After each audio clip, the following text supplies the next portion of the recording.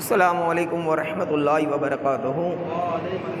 الحمد للہ رب العالمین، والصلاة والسلام علی سید المرسلین وعلی آلہ وصحبہ اجمعین، اما بعد فاعوذ باللہ من الشیطان الرجیم، بسم اللہ الرحمن الرحیم۔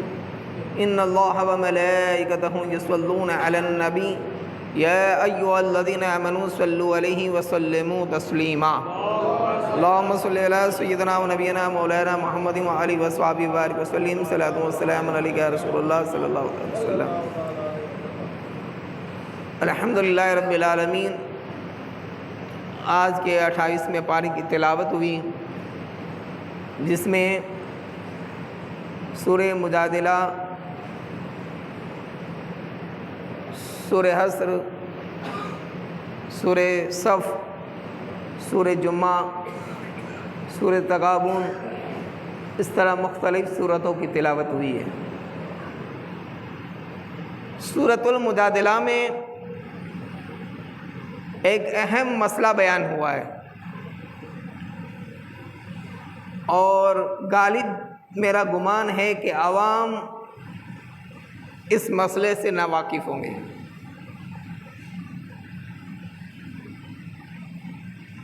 ایک ہے طلاق، تو تمام جانتے ہیں، ایک ہے کھلا، اور ایک ہے جیار۔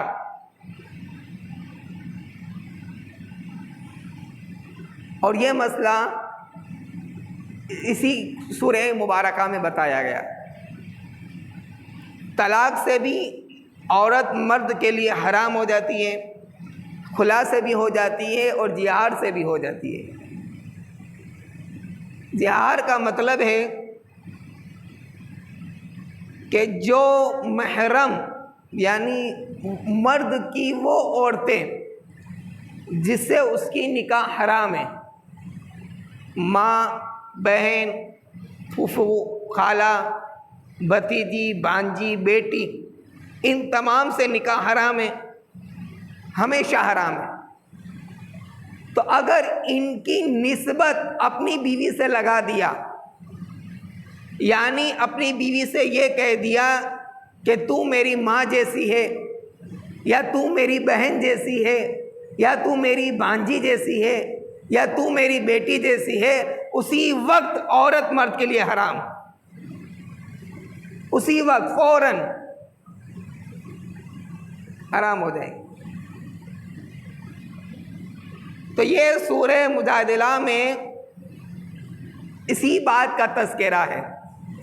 ایک صحابیہ تھی، عمر دراز تھی، بارگاہ مصطفیٰ صلی اللہ تعالی علیہ وسلم میں تشریف لائی اور کہا کہ یا رسول اللہ صلی اللہ تعالی علیہ وسلم، میرے شوہر جو صحابی ہیں اور دونوں عمر والے تھے، میرے شوہر نے مجھ سے یہ کہہ دیا ہے کہ تم میری ماں جیسی ہو، اب میں اس کے لیے حرام ہو چکی ہوں ان کے لیے، اب کوئی صورت بتائیے۔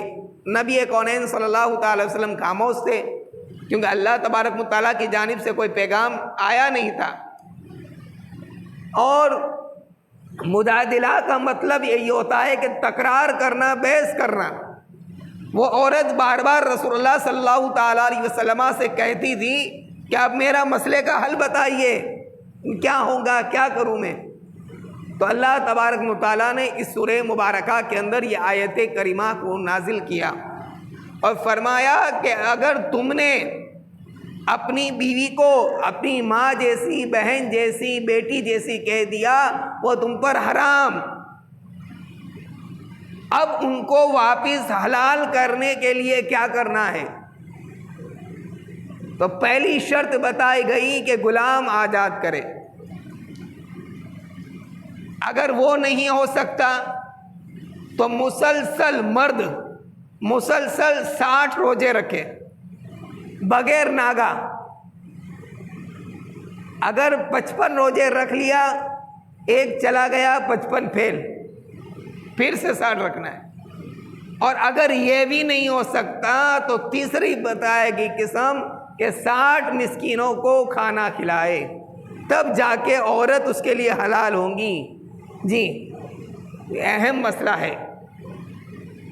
ہم آج بولنے میں ایک دم تانن فان رہتے ہیں، کچھ نہ کچھ گول بول بک دیتے ہیں، کبھی کبھی کفریہ کلام۔ اسی لیے تو میرے نوجوانوں سے میں کہتا ہوں کہ گانے مت سنا کرو، گانوں کے اندر کبھی کیا کیا کفر بول دیتا ہے، نہ ہمیں پتہ ہے نہ کچھ پتہ ہے، ہم وہ سن بھی لیتے ہیں اور اس میں اس کی برائی ہے، اس کی تعریفیں بھی ہو جاتی ہیں، کفر کی تعریف کر لیتے ہیں معاذ اللہ رب العالمین۔ اور پھر آگے اسی صورتوں کے اندر یہ بھی آیا ہے کہ اگر 3 لوگ بات کر رہے ہو تو رب تبارک متعالی فرماتا ہے کہ اس میں چوتھا تمہارا رب ہے، یعنی رب کو حاضر سمجھو۔ اور جہاں 3 افراد یا 5 افراد مل کر بات کر رہے ہو تو وہاں پر 2 لوگوں کو کان میں بات کرنے کے لیے منع کی گئی ہے،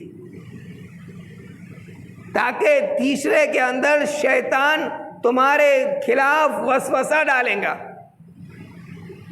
یہ منع کیا گیا ہے کہ آپ خلوت والی بات یعنی گروپ بات، سیکرٹ بات، 5 لوگ 3 لوگ بیٹھے ہیں تو وہاں 2 لوگ کان میں نہ کرے۔ اور آج کے دور میں اس کی اگر تصویر لی جائے تو وہ ہے موبائل۔ آج ہمارا نوجوان رات کے 2 بجے 2:30 بجے تک چیٹنگ کرتا ہے اور سوچتا ہے، اس کے دماغ میں یہ ہے کہ میری ماں تو سو گئی ہے، میرا باپ سو گیا ہے، میرے بھائی سو گیا ہے، میری بہن سو گئی ہے، لیکن اسے یاد رکھنا چاہیے کہ تیرا رب تو دیکھ رہا ہے، تیرا رب تو دیکھ رہا ہے۔ تو بلانکٹ کے اندر سے بات کر کہ کہیں کتنی اندر جا کے بات کر، رب سے نہیں چھپ سکتا۔ جو حرام ہے وہ حرام ہی رہیں گا، جو حرام ہے وہ حرام ہی رہیں گا۔ نوجوانوں، اس سے ہمیں سخت بچنے کی ضرورت ہے۔ اور سورہ صف آئی ہے، صف کے بارے میں بتایا گیا ہے کہ صحابہ کرام کی اس میں تعریف آئی۔ سورۃ الجمعہ کے مبارکہ کے بارے میں تو آپ لوگ جانتے ہی ہیں، سورہ مبارک سورہ جمعہ کتنی شاندار اور برکت والی سورہ مبارکہ ہے۔ اور صف کے بارے میں آخری بات سن لیجئے کہ صف کتنی مضبوط ہونی چاہیے مسلمانوں کی، صف کے بارے میں بتایا گیا۔ آج ہم تو ایک دوسرے کو بلانا پڑتا ہے، آگے آؤ آگے آؤ آگے، جگہ خالی ہے نا، سب میں جگہ خالی رکھ دیتے ہیں۔ اللہ کے نبی صلی اللہ علیہ وسلم فرمایا کہ اگر ایک آدمی کھڑا رہے، اتنی جگہ سب کے اندر خالی رہیں گی تو ادھر والا بھی گنہگار، ادھر والا بھی گنہگار اور پیچھے والا بھی گنہگار۔ صحابہ کرام کیسی صف بناتے تھے؟ حضرت عمر فاروق رضی اللہ تعالیٰ عنہ کی شہادت مسجد نبوی شریف میں ہوئی، ابو لولو نام کے شخص نے کی تھی۔ فجر کی 1 رکعت ہو گئی تھی، اس کے بعد آپ کو شہادت ہوئی، آپ کو زخمی کیا اس نے، تو صحابہ نے نماز نہیں توڑا۔ اور ایک صحابی آگے گئے اور نماز کو مکمل کیا۔ 2 رکعت مکمل ہونے کے بعد پھر حضرت عمر فاروق رضی اللہ تعالیٰ عنہ کو سنبھالا گیا۔ اب صحابہ حالت نماز میں ہیں، وہ قاتل سب چیر کا آسانی سے نکل سکتا تھا نا، لیکن وہ ایک سب پار نہیں کر پایا۔ صحابہ کی اتنی مضبوط صف لگی ہوئی تھی کہ وہ وہاں سے باہر ہی نہیں نکل سکا۔ یہ مسلمانوں کی ایکتا کا ایک سمبول ہے جو ہمیں صف کی نظر میں آتا ہے، صف کی شکل میں جو نظر آتا ہے۔ لہذا جی اور دوستو، ہمیں چاہیے کہ اتحاد والی زندگی گزارے۔ اللہ تبارک و تعالی ہم تمام کو نیک عمل کی توفیق رفیق عطا فرمائے۔ استغفر اللہ ربی من کل جمی واتوب علیہ، لا الہ الا اللہ محمد رسول اللہ صلی اللہ تعالی علیہ وسلم۔ ایک مسئلہ سن لے کہ نماز میں ایک ہی سورت کو دونوں رکعت میں یا سنت پڑھ رہے ہیں 4 رکعت والی، تو چاروں رکعت میں پڑھنا کیسا؟ تو مجبوری ہے۔ مجبوری سے مراد کیا ہے کہ اگر اچانک آپ کی زبان میں وہی صورت آ گئی جو پہلی رکعت میں آپ نے پڑھے تھے اور بے ساختہ دوسری رکعت میں بھی وہی زبان پہ آئی تو پھر اسے پورا کریں۔ یا پھر آپ کو ایک ہی صورت یاد ہے، مثال کے طور پہ قل اعوذ برب الناس یاد ہے یا صرف قل اللہ احد یاد ہے، تو اس صورت میں اجازت ہے کہ آپ ایک ہی صورت کو دونوں رکعتوں میں پڑھیں، ورنہ یہ کرنا منع ہے، خلاف شرع ہے، لیکن اس سے سجدہ سہو واجب نہیں ہوتا ہے۔ اللہ تعالیٰ میں نیک عمل کی توفیق عطا فرمائے۔ لا الہ الا اللہ محمد رسول اللہ صلی اللہ علیہ وسلم۔